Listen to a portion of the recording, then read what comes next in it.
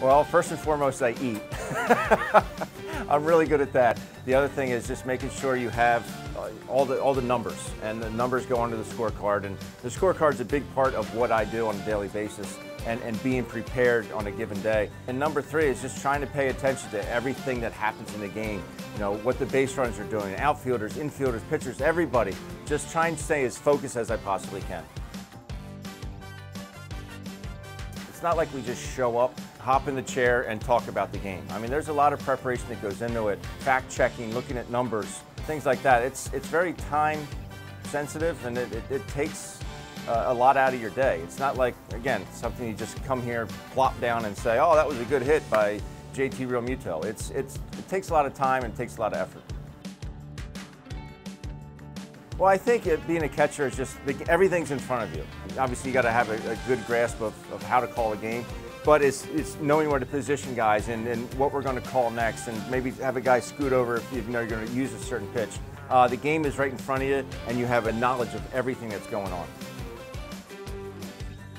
You know, I always envisioned myself being a catcher for my entire career. It got to that point where my bat speed just evaporated overnight, and it was tough going to the plate and playing, and I figured, you know what, I still have a really good arm. I was blessed with a good arm. Let me try it on the mound, and you know, it worked out for a little while, then I got hurt and had to shut it down.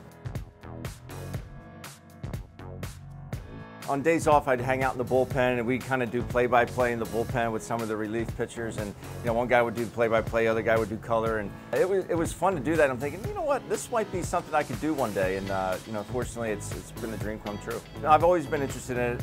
You know, I never actually made it to college. You know, I signed out of high school, but communications was one thing that I was very interested in. And I signed to go to the University of Miami, and they had a great communications program. So it's always been in the back of my mind.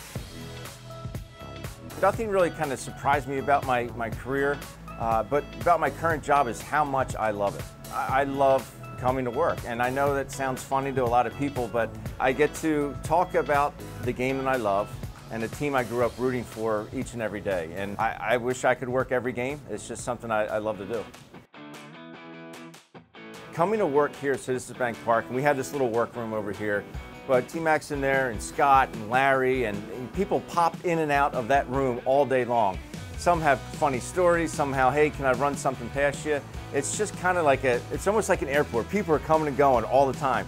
And it's just, the mixture, I think, of the people that we work with, I think that's what makes it so enjoyable to come here every day. I think we all kind of play off each other, and we also feed off each other from the aspect of, you know, how can we get better at our job? I think we all push each other to get better on a daily basis. But I know, you know, the radio squad, they're so talented in what they do.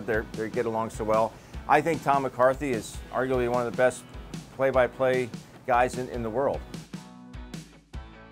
Make sure you pay attention in English class. Listen, I make my living with my voice and talking and throwing different phrases and terms out there.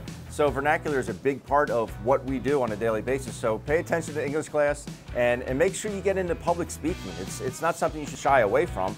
It's fun to get up there and talk to everybody and have them, you know, to listen to you.